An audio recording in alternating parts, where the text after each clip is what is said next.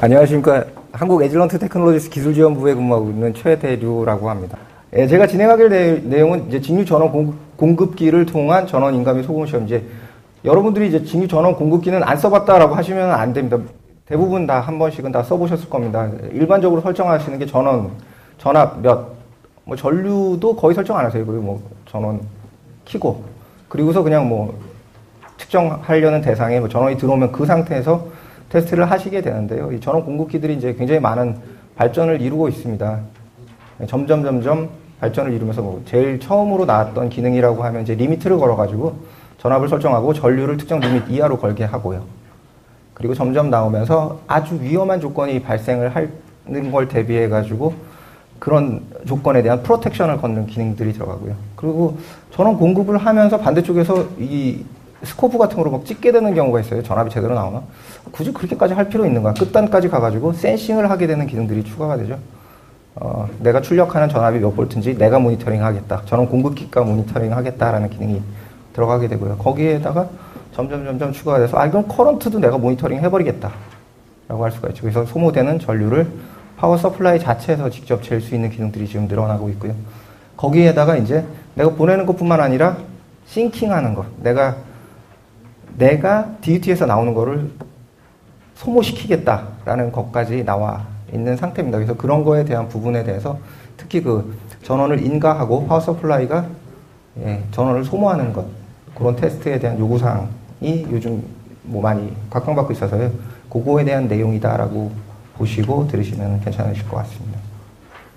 그래서 일단은 소싱하고 전원을 공급시켜주고 싱크에 대한 니즈가 계속 나타나고 있습니다. 그 이유 중에 하나가 이제 바이디렉셔널한 디바이스들이 나오는 거죠. 전원을 쓰기만 하는 게 아니라 전원을 자기가 공급도 하는 역할을 하는 그런 디바이스들이 나오기 시작하면서 이 부분이 같이 테스트를 해야 되는 부분이 생겼고요. 그러다 보니까 몇 가지 테스트하는 부분들이 있고요. 그리고 그걸 좀 더 개선시키기 위한 테크놀로지에 대한 부분을 보여드리는 형태로 진행을 하겠습니다. 일단은 소싱하고 싱킹하는, 그러니까 전원을 소모시키는, 보내주고 소모시켜주는 역할을 하는 것들이 이제 바이디렉셔널한 디바이스, 그리고 리제너레이티브, 재생산 가능한 디바이스들이라고 볼 수가 있을 텐데요. 일단은 이런 것들이 필요한 호스트가 되는 디바이스들은 이제 위성이나 뭐 전기차, 로봇, 무정전 전원 공급 장치 뭐 이런 것들, 그리고 그린 에너지. 그린 에너지는 일반적으로 뭐 풍력이나 바람, 같은 거죠. 풍력이나 뭐 태양열 이런 그 에너지를 생산함에 있어서 추가적인 로드가 들어가지 않고 뭐 계속 지속적으로 생산하면서 그거에 대한 오염이 발생되지 않는 것들을 주로 그린 에너지라고 많이 부르죠. 그런 것들이 호스트가 되어 있는 디바이스에서요. 일단은 재충전 가능한 배터리들 역시 바이디렉셔널하다라고 볼 수가 있을 거고요. 이제 충전을 하고 소모를 하고 충전을 하고 소모를 하고 계속 그런 부분들을 계속 하죠. 그리고 슈퍼캡, 울트라 캐패시터 형태, 그리고 모터, 그리고 바이디렉셔널한 DC-DC 컨버터들, 그리고 배터리 매니지먼트 시스템 BMS라고 불리고요. 그리고 재생산 가능한 브레이크, 뭐 차가 이제 가면서 브레이크를 밟으면은 충전이 되죠. 뛰면은 뭐 소모를 하고 하는 역할을 하게 되죠. 그래서 이런 제품들을 바이디렉셔널한 것들을 테스트하기 위해서는 2쿼드런트 형태, 4쿼드런트 형태 이런 말들이 자꾸 나오는데요. 그거에 대해서 간단하게 설명을 드리도록 하겠습니다. 이 가로축을 커런트라고 하고요. 세로축을 볼티지라고 했을 때 커런트가 플러스인 경우도 있고 마이너스인 경우도 있겠죠. 전압이 플러스로 걸리는 경우도 있고 마이너스로 걸리는 경우도 있습니다. 그럼 이쪽에서 이 4분면이 4개 나오게 되는데요. 거기서 2개를 사용하면은 2쿼드런트고 4개를 사용하면은 4쿼드런트입니다. 간단하죠. 그리고 바이폴라라는 말을 사용을 하는데 바이폴라일 경우에는 이 4쿼드런트를 다 사용할 경우에 같은 바이폴라나 4쿼드런트 같은 말이 됩니다. 똑같은 의미로 이제 유니폴라 하게 되면은 이제 2쿼드런트 형태가 되겠죠. 그래서 일반적으로 이렇게 충전하고 방전하고 하는 거는 이 두 개의 4분면만 사용합니다. 이렇게, 그러니까 2쿼드런트를 사용하는 계측기를 가지고서 충분히 충방전할 수 있습니다. 뭐 간단하게 얘기해서 여러분 휴대폰 다 쓰시죠. 휴대폰에 있는 전압은 뭐 5V, 뭐 4.2V, 뭐 이 정도 대역이 되게 되는데요. 이게 충전을 한다고 얘가 갑자기 마이너스 4V가 되거나 뭐 이러진 않죠. 항상 어느 정도 전압 대역을 유지하고 있고요. 충전을 할 때는 얘가 커런트가 배터리 쪽으로 가는 형태로 가게 될 거고요. 방전을 할 때, 그러니까 휴대폰을 사용할 때는 예, 배터리로부터 전화기 쪽으로 예, 커런트가 흐르는 형태로 진행이 되겠죠. 대표적인 것들을 한번 보도록 하죠. 이렇게 뭐 AC 라인이나 솔라나 뭐 바람 같은 걸로 해가지고 이 에너지가 들어오게 되면 이 에너지를 그냥 보자면 이제 바로 페이로드 쪽으로 가는 게 맞죠. 모터나 뭐 액추에이터 이런 센서, CPU, 뭐 측정 이런 걸로 바로 가게 되는데요. 그 사이에 BMS라는 녀석이 들어갑니다. 이게 배터리 매니지먼트 시스템이라는 것들이 들어가가지고요. 이쪽에서 나온 것들을 필요에 따라서 저장시키고 내가 필요할 때 빼서 쓰는 역할을 해가지고 페이로드 쪽으로 공급하는 예, 그런 형태가 됩니다. 얘네들이 항상 그 에너지를 가질 수가 없겠죠. 뭐, 솔라 에너지는 낮에는 충전을 시킬 수 있지만, 밤에는 충전을 시킬 수가 없으니까, 밤에는 그럼 뭐, 페이로드 쪽을 전혀 못 돌린다 하면 문제가 생길 수 있겠죠. 그래서 배터리나 뭐, 배터리 팩 쪽으로 누적된 에너지를 저장시켰다가 다시 뽑아내는 역할을 관장을 해줘야겠죠. 그래서 이런 부분들을 개발하거나 할 때 이런 테스트를 하기 위해서 BMS를 테스트하기 위해서는 배터리인 것처럼 공급하고 빼고 하는 테스트를 해야 될 거고요. 마찬가지로 배터리를 테스트하기 위해서는 BMS인 것처럼 전원을 공급하고 빼는 역할을 예, 하게 됩니다. 그럼 어떤 형태로 이런 테스트를 구성을 해야 될까요? 사실 제가 그 와이러스 쪽을 거의 한 10년 넘게 계속 지원을 하고 있는데요. 아직까지도 이 전력 쪽에 대해서는 굉장히 관심 바뀐 경우가 굉장히 많습니다. 근데 아마 올해 그리고 내년 정도 되면은 꽤 메이저 업체에서부터 해가지고 전력에 대한 부분을 전부 다 개보수를 해야 될 타이밍이 될 것 같아요. 뭐 제가 감히 그렇게 말씀드리는 이유 중에 하나는 여러분들이 사용할 수 있는 이 전기장치, 휴대용 전기장치의 용량이 일반적인 충전 방전 테스트가 할 수 있는 용량을 넘어가기 시작하고 있어요. 지금 뭐 오전에도 잠깐 보셨겠지만 USB 3.0 같은 경우에 커런트가 1.5A 뭐 이 정도밖에 안 돼요. 그러니까 근데 요즘 휴대용을 쓰는 뭐 탭 같은 경우에 최대 9A까지 사용을 해버려요. 그러니까 케이블링서부터 이제 테스트가 할 수 없는 상태가 돼버리는 경우가 많아요. 그리고 들고 다녀야 되죠. 요즘 일과 중에 집에 가면은 충전부터 해야 되죠. 여행 가면은 이제 충전기 넣어야 되죠. 10년 전에 그랬나요? 20년 전에 그랬나요? 그리고 뭐 출근할 때 뭐 동영상 한 판 보고 퇴근할 때 동영상 한 판 보고 배터리가 모자라요. 용량에 대한 요구가 계속 늘어나고 있어요. 충방전에 대한 요구는 정말 많아질 겁니다. 이제 뭐 옷으로도 충전한다고 하죠. 뭐 옷에서 받아가지고 서로 뭐 움직이면 충전시켜가지고 배터리를 차징시키는. 아마 단기적으로는 뭐 5년 이내에 지금 충전하고 방전에 대한 일거리는 여러분들의 거의 뭐 또 다른 하루 일과가 될 가능성이 굉장히 많습니다. 이미 뭐 휴대폰 같은 경우는 그 단계를 더 들어간 상태고요. 그래서 이 소스 싱크를 하기 위해서는 몇 가지 이제 기능들이 있어야 됩니다. 그래서 투 쿼드런트를 지원해야 되고요. CV나 CC 모드. 여기 이제 컨티뉴어스 볼티지, 컨티뉴어스 커런트, 컨스탄트 볼티지, 컨스탄트 커런트도 마찬가지고요. 안정적으로 전압이랑 전류를 공급해주는 형태의 서플라이가 필요하고요. 그리고 여러 가지 DUT의 임피던스 컨디션에 맞춰서 해줬으면 더 좋겠고요. 그리고 프로텍션 하는 경우, 프로텍션에 대한 것도 굉장히 많이 중요한 게, 전원 공급기 자체도 살아야 되지만 DUT도 살아야 돼요. 그러니까 DUT도 터지고 공급기도 터지게 되는 전류적인 부분을 잘못 컨트롤하게 되면 그런 경우가 굉장히 많이 있습니다. 그리고 노이즈는 적으면 좋고요. 애큐러시는 정확하면 정확할수록 좋겠죠. 그래서 일반적인 소싱하고 싱크하는 솔루션을 먼저 보여드릴게요. 이게 뭐 간단하게 그냥 연결을 한 겁니다. 전압을 주는 DC 소스가 측정하는 대상에다가 이제 전류를 공급하는 형태로 해가지고 이제 소싱을 하죠. 그리고 얘가 충전이 다 돼서 방전을 해야 될 필요가 있으면은 그 방전에 대한 테스트는 이 로드 쪽으로 가게끔 연결을 해놨습니다. 근데 여기서 전류가 이쪽으로 흘러버리면 안 되기 때문에 여기 다이오드를 달아서 소스 쪽으로 전력이 들어가는 거를 막아놓고 있는 상태죠. 이런 거는 뭐 일반적인 BMS 테스팅, 그러니까 그 배터리 매니지먼트 시스템 같은 거 테스팅할 때 굉장히 좋은 방법이다라고 되어 있습니다. 뭐 조금 자세히 볼게요. 이제 센싱에 대한 부분이 있는데요. 센싱을 여기 다시 그려놓은 이유는 지금 요 시스템 같은 경우에 센싱이 굉장히 어려운 부분이 있습니다. 먼저 센싱은 일반적으로 로컬 센싱이랑 리모트 센싱이 있습니다. 로컬 센싱은 플러스 마이너스 단자 옆에 센스 단자를 바로 그냥 직접적으로 연결해가지고 이쪽에 라인상에서 얼마 떨어지건 말건 이 출력단의 전압만 보장하겠다라고 한 게 로컬 센싱입니다. 그 리모트 센싱은 끝까지 가가지고 이 DUT 실제 측정 대상 바로 앞에서 찍어가지고 그 값이 몇인지 봐서 모자라면 내가 더 넣어주고 너무 들어갔으면 빼주고 하는 역할을 하겠다라는 게 이제 리모트 센싱입니다. 요 슬라이드에서 이 리모트 센싱이 가능할까요, 얘가? 예, 안타깝게도 여기 리모트 센싱을 할 수가 없습니다. 이 다이오드 뒷단까지 가버리는데요. 다이오드를 보상해 주는 역할을 하도록 컨트롤을 해버리면은 얘에 대한 불확도가 측정에 추가가 돼버립니다. 예. 그래서 로컬 센싱을 할 수밖에 없어요. 그거로 인한 부가적인 영향이 몇 가지가 있습니다. 이 다이오드의 특성인데요. 이 가로축은 전압이고요. 그러니까 순방향 전압이고요. 이 세로축은 커런트입니다. 그러니까 순방향으로 얼마 이상 전압이 걸리면은 바로 전류가 막 통과할 수 있게끔 만들어놨는데요. 안타깝게도 이런 부분이 있습니다. 그 스레숄드가 있어가지고 얼만큼 이상 전압이 걸려야지만이 순방향으로 통과를 하게 되고요. 그리고 역방향으로 걸렸다라고 하더라도 약간의 커런트가 역으로 흘러 들어오는 게 있습니다.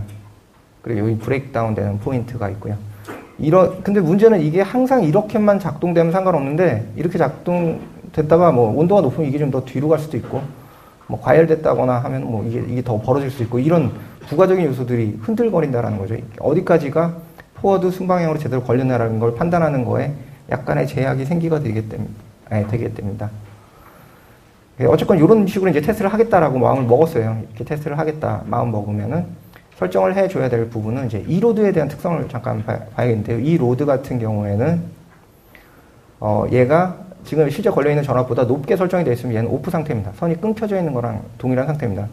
그러니까 처음에 순방향으로 걸릴 때는 얘가 끊겨 있는 것처럼 동작되도록 해야 되고요. 역방향으로 걸렸을 경우에는 얘가 커런트를 소모할 수 있도록 만들어주는 설정이 밑에 이렇게 연산식으로 되어 있습니다. 간단하게 뭐 숫자로 다시 표기를 해보면요. 5V 전압을 걸면은 다이오드가 약간 전압 강화를 이루어주게 되고요. 그럼 여기 4.3V가 통과한 다음에 4.3V 정도가 될 거고요. 이 로드를 5.3V로 세팅을 하게 되면은 이게 오프랑 똑같은 상황이 되죠. 커런트가 그대로 흘러서 DUT 쪽으로 4.3V가 걸리게 됩니다. 그러면 일단 DC 소스 쪽에서 나온 값이 DUT 쪽으로 걸리게 될 거고요. 그 아래쪽에 시계에 이렇게 대입해 보면 뭐 이런 식으로 되게 됩니다. 역방향 쪽일 경우에는 DUT에서 나온 전류가 이쪽으로만 흐르고 반대쪽으로는 흐르지 않게끔 다이오드가 자기 역할을 해야겠죠. 다이오드가 자기 역할을 하려면 이쪽 오른쪽에 있는 전압이 왼쪽에 있는 전압보다 높아야겠죠. 그래서 DUT 쪽에서 나오는 전압이 5.3V다. 그러면 여기서 5.3V가 걸리고 얘는 5V에서 0.7을 빼면은 이쪽이 한 4.3V 되니까 이게 더 크니까 이 로드 쪽으로 5.3V가 걸려서 이쪽에서 파워를 소모하는 그러니까 요 형태만 작동되도록 만들어 놓은 상태입니다. 그래서 실제 그럼 내가 충전했다 방전했다 하는 테스트를 생각보다 굉장히 많이 합니다. 충방전 테스트를 하게 되면은 내가 생각했던 거랑 전혀 틀리게 모양새가 나오게 됩니다. 이 아래쪽 초록색이 커런트 곡선이고요. 위쪽이 이제 전압 곡선입니다. 커런트 가운데가 여기 있고 지금 한 칸이 10A로 되어 있기 때문에 이제 플러스 10A, 마이너스 10A 형태로 이제 순방향으로 달아놨을 경우에 이게 DUT에 커런트가 10A 들어가는 형태고 DUT에서 10A를 땡겨내는 식으로 지금 테스트를 하고 있습니다. 그냥 들어갔다가 나왔다 하게 되면 전압이 항상 일정하게 유지가 돼야 되는데 그렇지가 않습니다. 일단 첫 번째로 눈에 띄는 게 데드밴드가 생깁니다. 데드밴드는 이 다이오드 때문에 전압 차이가 발생을 해버리게 되는 거죠. 아까 그림을 보시면 여기 방전할 때는 5.3V여야지 얘가 DUT에서 파워가 공급이 될 수 있고요. 충전할 때는 4.3V입니다. 이렇게 전압 차이가 발생해야만 됩니다. 얘로 인한 차이를 극복을 해야 되기 때문에 그렇죠. 더더군다나 얘가 뭐 환경에 따라서 값 자체가 막 바뀔 수가 있다라고 했죠. 차이가 있을 수가 있으니까 이 차이는 뭐 너무 딱 맞게 해주면은 작동이 정상적으로 안 될 수도 있겠죠. 그래서 그런 부분 때문에 이렇게 볼티지에 대한 데드밴드가 생기고요. 그리고 더더욱 이상한 문제는 이런 형태로 트랜지언트한 포인트가 생기는데 이게 이제 크로스오버인데요. 이게 일렉트릭 로드가 컷오프 상태, 꺼져 있는 상태에서 갑자기 이제 켜져 있는 상태로 가게 될 경우에는 처음에 특성을 타니까 이렇게 쭉 가지 못하고 이렇게 이런 식으로 가게 되는 부분이 있습니다. 그럼 이게 충방전 시험이라고 하지만은 전압도 차이가 있고 이렇게 트랜지션트한 부분도 있고 좀 사실 이게 정상적인 측정이다라고 하기엔 사실 좀 힘든 부분들이 좀 있습니다. 그래서 이렇게 이제 이런 것들 이제 논 오버래핑 소스 싱크 솔루션의 이라고 하는데 얘의 단점이라면 일단 로컬 센싱을 해야만 되는 부분이 일단 있고요. 데드밴드가 있고요. 그리고 데드밴드 볼티지가 상대적으로 좀 높게 해야 되는 게 이제 다이오드에 걸리는 순방향 이 드롭되는 전압이 바뀝니다. 그 부분을 극복하기 위해서 조금 더 줘야 되는 부분이 있고요. 계측기를 2개를 해야 되니까 뭐 무선으로 무선에 그 프로그램 같은 걸로 컨트롤한다 했을 경우에는 프로그래밍이 사실 되게 왔다 갔다 해야 되고 타이밍도 맞춰줘야 되고 양쪽 그런 부분들 때문에 좀 복잡할 소지가 있습니다. 그리고 일렉트리컬 로드가 이제 이 크로스오버하면서 그러니까 컷오프된 상태에서 CV 모드로 전환하면서 생기는 부분에 이제 탁 튀게 되는 현상, 뭐 인러시가 탁 튀게 되는 현상이 발생하는데 그런 부분들 때문에 실질적으로 쓸 수 있는 다양한 레인지를 깎아먹게 됩니다. 그런 부분들 때문에 이 부분 같은 경우에는 이제 이런 형태로 일단 첫 단계로 이런 형태로 개선이 됩니다. 요 개선되는 형태는 이제 오버래핑하는 형태로 소스 싱크 오퍼레이션이 일어나는 경우입니다. 이 오버래핑 되는 경우는 이제 소스에서 DUT, E로드가 이제 같이 전부 다 연결된 겁니다. 그리고 여기 가운데 있는 E로드의 모드가 CC 모드입니다. CC 모드는 항상 커런트를 소모합니다. 항상 커런트를 소모합니다. 그러니까 얘가 왔다 갔다 전환이 되지 않으니까 그런 이상한 트랜지언트가 발생하지 않겠죠. 그죠? 그러니까 테스트는 정상적으로 잘 될 것 같아요. 이 솔루션은 DC 소스랑 E로드만 이용을 하고요. 데드밴드가 없고요. 그렇죠? 이 각 세 군데 걸리는 전압이 다 똑같죠. 데드밴드가 없고요. 그리고 컨스탄트한 볼티지 레벨을 유지할 수가 있고요. 그리고 뭐 배터리 같은 쪽에 사용을 할 수가 있습니다. 그래서 보시면은 소스에서 전압을 걸어주면은 E로드는 항상 특정한 커런트를 소모하기 때문에 이만큼을 소모하고 그 나머지가 DUT 쪽으로 가게 됩니다. 그리고 반대로 그 DUT에서 커런트가 나오게 되는 경우에는 그 여기서 나온 내용과 DC 소스에서 나온 게 합쳐져서 E로드 쪽으로 흘러가게 만들죠. 항상 같은 값이 흘러가게끔 만들죠. 그럼 얘가 뭐가 문제가 있냐면은 항상 이쪽에 같은 양을 넣어줘야 돼요. 차징하는 쪽에서 보면은 DUT 쪽에 넣는 쪽에서 보면 얘의 용량만큼 얘도 같이 소모를 시켜버리게 됩니다. 같이 커런트 양으로 보면 똑같은 양이 소모가 되게 되겠죠. 그러니까 전체적으로 소스가 필요한 DUT에 들어가는 용량보다 2배 혹은 그 이상이 필요하겠죠. 그리고 이 DUT가 이렇게 방전이 되면서 그러니까 싱크를 하면서 E로드 쪽으로 가게 되는 타이밍에 있어서 계산이 되게 애매해지는 부분이 있습니다. 여기 굉장히 큰 신호고 여기 굉장히 큰 여기 굉장히 큰 신호고 이쪽에 나온 값이 얼만큼 소모됐냐를 보기 위해서 이제 덧셈뺄셈을 해야 되는데요. 문제는 이 값들이 다 크거나 값들이 다 작으면 상관없는데 큰 값이랑 작은 값을 덧셈뺄셈을 해야 되는 거예요. 그러니까 해상도를 다 까먹는 수가 많이 발생합니다. 그죠? 하나는 뭐 3A하고 하나는 뭐 10마이크로암페어고 이런 뭐 덧셈뺄셈 해서 최종적인 값이 얼만큼이 되는구나 이런 걸 구현하기가 사실은 정밀도가 거의 뭐 의미가 없어지는 상태가 되죠. 테스트한 결과는 커런트 보내고 받고 하는 부분은 아주 정상적으로 잘 되고 있고요. 전압도 눈 크게 뜨시면 약간 뭐가 이제 튀는 거가 보이긴 하지만은 거의 정상적으로 되고 있는 걸 보실 수 있습니다. 그러니까 테스트 상으로는 별 문제는 없어요. 근데 단점이라면은 DC 소스 용량이 이제 2배 필요하고 그리고 디시페이트 그러니까 파워를 소모하는 E로드가 항상 파워를 소모해야 되니까 어떻게 보면 이제 아깝죠. 그만큼의 에너지가 소모가 된다라는 부분이 테스트적인 부분에 있어서 계속 이제 방열판을 돌리거나 아니면 뭐 팬을 돌리거나 하는 식으로 굉장히 이제 힘든 테스트가 될 소지가 많이 있습니다. 또 다른 방법은 소스 싱크를 인티그레이션 해가지고 넣는 방법입니다. 이거는 컨트롤되는 입력에 대해서 에러를 증폭시켜가지고 플러스면 뭐 싱크를 시키고 뭐 마이너스면 소싱을 시키고 해가지고 계속 요 피드백 루프를 만들어서 계속 보내고 받고 하는 형태로 하게 됩니다. 괜찮죠? 이 루프 돌리는 속도가 뭐 에즈런트 계측기 같은 경우는 한 20 마이크로세컨 정도로 돌립니다. 그러니까 추가적으로 더 들어가거나 덜 들어가거나 하는 것 없이 끝단을 맞춰서 정확하게 돌리거나 상황에 따라서 빨아들이고 상황에 따라서 보내고 하는 형태를 사용을 하게 됩니다. 그럼 이렇게 했을 경우에 장점은 뭐 디시페이트를 소모하는 부분을 로드를 아주 크게 가져갈 필요도 없고 굉장히 빠르게 될 수도 있고 또 위험한 부분일 때 대책을 쉽게 마련할 수도 있습니다. 그렇게 되어 있는 장비 중에 대표적인 게 이제 6705에 들어갈 수 있는 모듈 중에 이제 바깥에 전시가 되어 있습니다. 이런 모듈이 있습니다. 678 하나라고 되어 있는 모듈인데요. 보내주기도 하고 받기도 하고 하는 형태입니다. 이건 이제 휴대전화 같은 거를 테스트하기에 적당한 용도로 되어 있고요. 뭐 전압 20V 1A로 하든지 아니면 6V 3A 하든지 하면서 이 레인지를 왔다 갔다 하면서 소싱, 싱킹을 할 수가 있습니다. 이런 장비 같은 경우에는 아까 잠깐 말씀드렸지만 이제 연산을 하게 될 경우가 있을 수도 있는데요. 연산 없이도 자기가 내보내는 전류를 정확하게 측정해야 될 필요가 굉장히 많습니다. 뭐 이런 부분인데요. 그 휴대전화 같은 경우에는 단말이 슬립 모드일 때 완전히 잠자고 있을 때 몇 암페어의 커런트를 쓰느냐가 정말 중요한 요소가 될 수 있습니다. 그냥 단순하게 계산해서 슬립 모드일 경우에 5 마이크로 암페어를 쓰는 그런 형태로 설계를 한 거랑 4 마이크로 암페어를 쓰는 형태로 설계한 거랑 눈으로 보기엔 1 마이크로 암페어밖에 차이 안 나지만 실제로 대기 시간은 4분의 1만큼 늘어나는 거죠. 하루 쓸 수 있다라고 하더라도 뭐 거의 한 6시간. 6시간 가까이 늘어나게 되는 거죠. 엄청나게 된 이득이죠. 그러니까 아주 작은 커런트 소모를 잡으려는 시도를 굉장히 많이 합니다.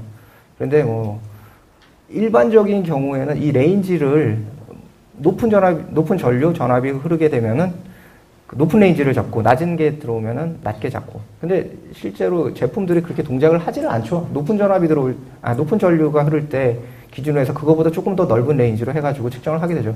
그러니까 얇게 흐르는 낮은 커런트에 대해서 측정을 제대로 하지 못해요. 그래서 에즐런트에서는 그거를 좀 개선을 해가지고요. 레인지를 자동으로 왔다 갔다 할 수 있게 만들어 놨습니다. 그래서 지금 수치상으로 보면은 얘가 이제 ADC가 18비트로 디지타이징 되어 있는데요.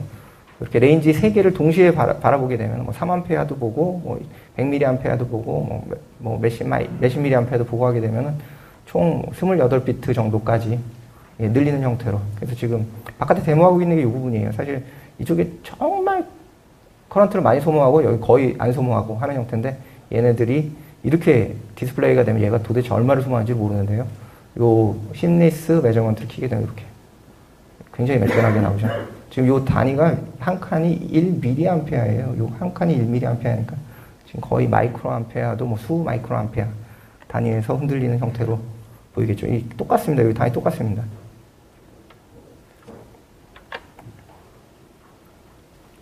그래서 보통은 제품들이 한 3가지 정도의 모드를 가지고 있습니다. 트랜짓 하는 모드, 그러니까 아주 액티브하게 움직이는 모드, 그리고 스탠바이한 모드, 뭐 이렇게 약간 대기 상태죠. 그리고 아예 잠자고 있는 슬립 모드. 얘네들을 전부 다 동시에 모니터링 하려면 그냥 한 번씩 깨죠. 주기적으로 한 번씩 깨가지고 뭐 어떤 동작을 수행하는 경우가 많은데요. 그럴 경우에 전체 레인지, 뭐 3A, 100mA, 1mA 레인지를 다 나눠서 보면 얘를 뭐 간단하게 해서 3A를 2의 18승으로 나눈 만큼의 레졸루션, 그리고 1mA를 2의 18승으로 나눈 만큼의 레졸루션을 동시에 수행을 할 수가 있습니다. 동시에 측정할 수 있습니다. 그래서 나노암페어에서 암페어까지 측정을 할 수가 있습니다. 그래서 그거로 이제 측정을 해놓은 형태인데요. 그래서 인티그레이티드 소스 싱크 솔루션이 꽤 괜찮은 것 같아요. 꽤 괜찮은 것 같은데, 근데 이거에도 문제가 있습니다. 용량이 자꾸 커진다라는 게 지금 문제입니다. 여러분 휴대전화 보통 지금 쓰시는 거, 최신형 쓰시면 한 200mAh 뭐 이 정도 쓰실 거예요. 2000 정도? 그거보다 좀 더 높은 패드류 같은 경우는 그거보다 좀 더 많은 형태를 쓰시는데요. 양 자체가 예전에 비해서는 말도 안 되게 늘어나고 있는 상태입니다. 아마 점점 더 늘어나게 될 겁니다. 고속의 데이터 통신을 하게 되면은 그거에 필요한 파워 컨섬션이 뭐 단기 시간 동안 뭐 수 암페어 이상 들어가게 됩니다. 뭐 예전에는 그 차량용 충전 USB 아무나 꼽으면 됐어요. 그죠? 요새는 꼽으면 충전 안 됩니다. 커런트를 워낙 많이 써가지고요. 휴대용 그 제품들이요. 그래서 뭐 특별하게 뭐 무슨 용 해가지고 갤럭시 탭이 거의 2A 벽을 처음으로 깨트린 것 같아요. 그거 꼽으면 일반적으로는 충전이 안 됩니다. 그거용 될 수 있는 거를 또 다시 해가지고 측정을 해야 되고 뭐 이런 일들이 자꾸 발생하는데요. 아무튼 커런트에 대한 용량은 자꾸 늘어나요. 그러니까 전체적인 파워에 대한 용량은 휴대 부품이긴 하지만 자꾸 늘어나고 있어요. 그러니까 지금 이렇게 인티그레이트된 솔루션을 했다고 하더라도 이 지금 아까 있는 그 말씀드린 6781 같은 장비는 뭐 휴대전화는 아주 작은 형태만 지원하게 되고요.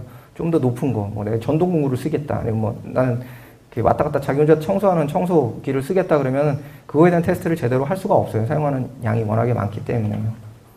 그래서 1kW 급짜리를 사용하기에 적당하지가 않아요. 높은 급을, 킬로와트급을 사용하기에. 그리고 리니어한 DC 파워 서플라이일 경우에는 싱킹하는 기능을 만들기가 쉽지가 않습니다. 그래서 에즈런트에서 새롭게 준비한 거를 말씀드릴게요.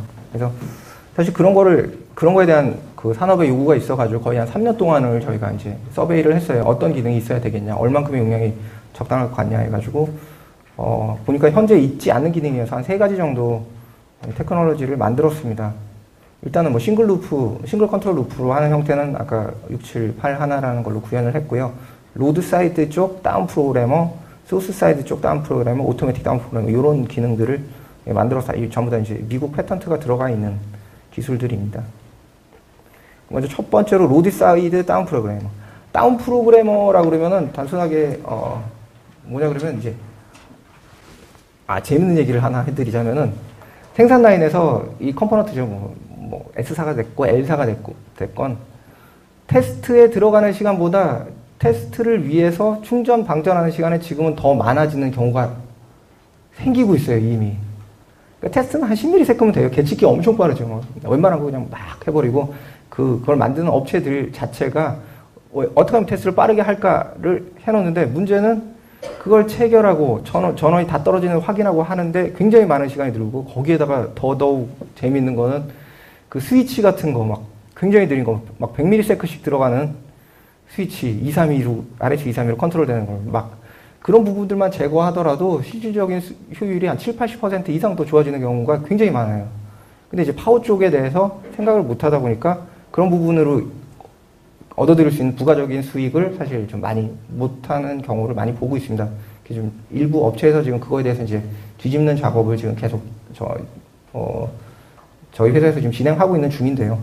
그것 중에 하나가 이제 다운 프로그래머입니다. 다운 프로그래머는 출력을 계속 공급하다가 끝났어요. 예전엔 바로 뽑으면 됐어요. 파워량이 많지 않을 때는. 지금 뽑으면 얘도 데미지를 먹고 얘도 데미지를 먹습니다. 그럼 이쪽 만든 업체 부르면 뭐 칩셋 회사 부르면 뭐 퀄컴이면 퀄컴 불러가지고 니네 이상하다고. 이건 쇼크 먹었다. 일렉트릭 쇼크 먹었다. 개측기는 개측기대로다 막 혼자 터져버렸어요. 쇼크 먹었다. 이거 어떻게 빼야 되냐. 끊는 순간에 전압을 칼같이 떨어뜨리고서 다 떨어졌다 확인하고서 끊어야 돼요. 근데 보통은 반대쪽에 캡이 다 들어가 있어요. 캐퍼시터 같은 게 들어가 있으니까 이게 리플 같은 걸 막으려고 캡이 들어가 있어요. 그러니까 떨어뜨리면 천천히 떨어지거나 배터리 같은 게 있으면 이거 뭐 엄청 떨어지죠. 빨아 당겨야 돼요. 무조건 빨리 빨아 당겨야 돼요. 로드 사이드에서 빨아 당기는 기능이 다운 프로그래머입니다. 그럼 이 로드 사이드에서만 당기려고 하면은 단점이 뭐가 있냐면은 이 얘 출력에 맞춰서 전부 다 이 다운 프로그래머를 개별 설계를 해야 된다라는 문제가 있습니다. 이 개측기 회사 입장에서요. 그러면 이건 너무 불편한 일이죠. 그러니까 용량이 틀리는 거에마다 다운 프로그래머를 전부 다 별도로 설계를 해야 된다는 겁니다.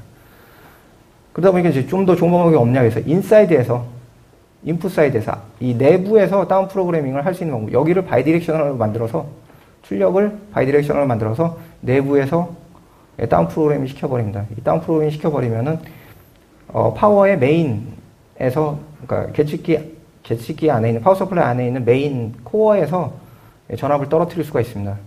그렇게 되면 이쪽에서 떨어뜨릴 거를 안쪽에서 떨어뜨려 보는 거죠. 출력을 내 맘대로 바꿔도 그러니까 모듈을 막 바꿔서 맘대로 하더라도 안쪽 설계가 바뀌지가 않아요. 굉장히 편리한 방법이죠. 이렇게 해서 안에 있는 걸 밖에 있는 걸 안으로 떨어서 떨어뜨리는 방법도 굉장히 괜찮은 방법이에요. 근데 여기에 하나 더 나가서 이렇게 했을 경우에 사실 얘의 컨버팅 특성들이 있기 때문에 바깥쪽 출력을 100% 다 떨어뜨리지를 못해요. 보통 한 다운 프로그램이 자동으로 되는 건 한 1-20% 정도 다운 프로그래밍을 보통 한 10% 정도 다운 프로그래밍이 되게 됩니다.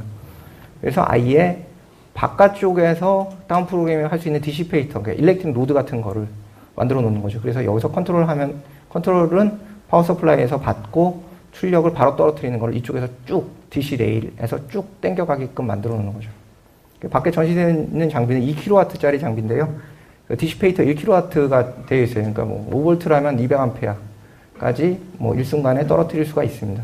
뭐 테스트 해보면 한 200 마이크로세크 정도에 다 당길 수가 있어요. 그 슈퍼캡을 하나 달아놨거든요. 그래서 충전 방전하면서 왔다 갔다 하는 것을 보실 수가 있습니다. 그래서 이렇게 이제 저희가 이제 이름도 새롭게 줬어요. 어드밴스드 파워 시스템이라고 APS라고 줬습니다. 그래서 1kW짜리 1U입니다. 사이즈 굉장히 작은데 1kW까지 되고요. 그리고 2U짜리는 2kW까지 되게 됩니다. 굉장히 빠르게 움직이는 녀석은 이게 좋고요. 그냥 어느 정도 레벨링만 정상적으로 되면 된다면 이 녀석이 좋습니다. 어느 정도 레벨링만 된다고 하더라도 얘가 3ms입니다. 3ms 이내에 세팅되는 전압까지 바로 갈 수가 있습니다. 스펙에서 정해놓은 형태는요. 그러니까 웬만한 테스트, 얘 같은 0.5ms 이내에 원하는 타겟으로 바로 쫓아가게 됩니다. 그리고 외부에 장착된 이 디시페이터라는 거를 이용해가지고요. 예, 이 쿼드런트를 같이 왔다 갔다 하고요. 제가 이 무선 충전하는 쪽에 한번 소개를 한 적이 있었는데 굉장히 좋아하는 것 중에 하나가 이 로드를 별도로 사용하지 않아도 되고, 물론 이제 바깥에 돼 있는데 얘랑 연결되는 건 그냥 단순히 랜 케이블 같은 거 하나랑 디시페이팅 하는 연결선 하나 연결하면은 모든 컨트롤은 파워 서플라이에만 하게 되면 됩니다. 파워 서플라이에서 마이너스 10A 하면 그냥 얘가 알아서 10A 땡기는 역할을 하게 되니까 굉장히 수월하게 커런트에 대한 부분을 모니터링 할 수가 있죠. 예, 이게 테스트한 결과인데요. 딴 쪽으로 뭐 새거나 하는 일도 없고, 파워 레벨도 굉장히 높고, 그리고 스위칭 파워 서플라이라서 가볍고, 애큐러시적인 부분, 리니어에 의해서 떨어질 수도 있을 것 같은데 굉장히 정밀하게 세팅될 수 있도록 개선을 시켜놨습니다. 그래서 다른 거에 의한 뭐 장점들을 적어놨는데요. 에질런트가 뭐 내부적으로 말씀드리자면은 이제 파워라든지 이제 그린 에너지라든지 이런 부분에 대해서 뭐 저희 쪽에서 판단하기에는 이쪽이 충분히 미래를 먹여 살리는 기능이다라고 해가지고 지금 뭐 팀도 새롭게 조직을 하려고 하고 있고, 뭐 기존에 있었던 부분들도 제 정부에서 굉장히 강화를 하고 있는 쪽이에요. 근데 어쩔 수 없이 모바일한 환경은 계속 지나가게 될 겁니다. 그럼 첫 번째 수혜자 중에 하나는 이 파워, 충전, 방전 이쪽에 관계된 부분이 굉장한 역할을 하게 될 것 같아요. 그래서 뭐 제가 보기에는 이 부분에 조금만 더 관심을 기울이시면은 실제로 잡히지 않는 정말 엄청난 문제를, 다른 쪽에서 발생하는 엄청난 문제를 잡게 되는 경우도 상당히 많습니다. 제가 뭐 트러블 슈팅한 것 중에 하나는 그 단말 쪽 하시는 분 아시죠? 뭐 EVM이나 HPR이 안 나와요. 되게 안 나오는데 왜 안 나올까? 왜 안 나올 것 같더니 저는 공급하는 라인이 그 와이어 게이지 24번을 가지고 쓰고 있어요. 그 아메리칸 AWG라고 이제 와이어 게이지에 따라서 두께를 정해놓은 게 있는데 그 24번이면 0.5A밖에 안 나와요. 드로잉을 할 수가 없어요. 그 커런트를 끌 수가 없어요. 그 단말이 출력을 못 내죠. 출력을 못 내니까 이그러지면서 옆에 HPR이 깨지고 EVM이 깨지고 뭐 이상한 오작당이 나고, 심한 경우에는 이제 눈을 못 뜬다고 그러죠. 이제 부팅 자체가 제대로 못 되고, 부팅이 안 되니까 요새 특히 문제가 생기는 것들이 이제 그 스냅드래곤 계열, 퀄컴 쪽 스냅드래곤 쿼드코어 같은 경우에 처음에 부팅하면 커런트 엄청 먹습니다. 아직 키자마자 그냥 확 따라 먹어버리니까 얘를 처음에 부팅 시킬 때 이제 듀얼 코어나 뭐 싱글 코어로 막 하고 막 이상한 막 소프트웨어로 다 보완을 하려고 하는데, 기본적인 피지컬한 부분에서 모자라게 되면은 이건 어떻게 대응할 수 있는 방법이 없어요. 그래서 뭐 저희 쪽, 그러니까 제가 와이어리스 쪽을 하면서도 그랬고, 저희 쪽에 한 30년 정도 이제 서포트 하신 분이 있는데 자기 인생의 반을 케이블 커넥터 가지고 쌓았다고 하세요. 유선 쪽도 마찬가지고요. 예, 스코프 마찬가지죠. 프루브가 거의 반이에요. 그죠? 파워 쪽 마찬가지로 커넥션하고 어떤 식으로 전송할 것인가 이런 부분 정말 반이에요. 기본적인 피지컬에 대한 부분을 그냥 한번 말씀드렸습니다. 그래서 APS 같은 이런 장비를 이용하게 되면은 정말로 운 좋게 한 10개월씩 끌었던 문제를 되게 쉽게 해결할 수도 있습니다. 그러니까 일단은 한 2, 3년 내로는 파워에 대한 용량 요구사항은 기존에 쓰고 있던 거를 이제 넘어선 형태의 제품들이 정말 많이 나올 거예요. 미리 그거에 대해서 준비를 하지 않으면은 어느 날 이 라인 전체를 다 갈아엎어야 되는데 누가 책임질 거야? 누가 책임질 거야? 다 도망가죠. 다. 어떡하죠? 다 도망가고. 이건 원래 스페셜리스트가 없었지 않습니까? 누구의 책임도 아닙니다. 라고 할 수도 없죠. 근데 이미 뒤처지게 되고 문제가 생길 수가 있습니다. APS 시스템에 대한 건데요. 여기 여러분들 보시기에 일반적인 전기전자 쪽 하시면 이거 용량이 지금 막 무시무시한 용량 같아 보입니다. 난 해봐야 이거 9V, 이거 뭐 배터리 해봐 12V. 혹 자동차 쪽 계시면 이거 되게 너무 낮죠? 그죠? 이거 가지고 뭘 테스트해? 막 이렇게 되는 거죠. 네. 그러니까 어떤 분야에 종사하시냐에 따라서 굉장히 높을 수도 있고 낮을 수도 있는데, 점점 일반 들고 다니는 형태로는 더 높아질 가능성은 점점 많습니다. 예, 결론입니다. 일단은 몇 가지 오버래핑을 해가지고 소싱하고 싱크할 수 있는 솔루션들을 소개를 드렸고요. 그리고 그거에 대한 디스어드밴티지는 이제 복잡하고 이런 파워를 많이 소모하고 오버래핑 형태는요. 그리고 인테그레이티드 형태는 굉장히 좋긴 하지만은 출력이 굉장히 낮아가지고 일반적으로 사용하기에 모자랄 소지가 많을 수가 있고요. 그래서 새롭게 개발한 에즐런트 기술은 오토매틱 다운 프로그래머를 이용해 가지고요. 싱킹을 엔드 단에서도 할 수 있고 인터널로도 할 수 있고 그리고 바깥쪽으로 빼가지고 꽤 고용량을 한꺼번에 땡겨낼 수도 있고요. 그거에 적합한 장비가 6900, 7900이라는 형태가 있다라고 말씀드릴 수 있을 것 같습니다. 그리고 지금 제가 설명드린 거는 정말 재밌는 일은 이 장비를 개발할 때 요구사항을 추려놓은 게 한 9가지 정도 돼요. 지금 요거 하나 설명드린 겁니다. 소싱, 싱킹 하는. 나머지들에 대해서는 이쪽에 테스트 챌린지라고 해가지고요. 이런 부분인데, 혹시 시간 되시면 여기 들어가 보시면 이제 동영상으로 막 이렇게 소개해 놓은 부분들이 있어요. 보시면, 이거 정말 필요했던 부분인데 하면서 크게 도움이 되실 수도 있을 것 같습니다. 전반적인 스루풋이라든가 이런 부분들을 개선을 하실 수가 있고요. 제가 준비한 거는 여기까지고요.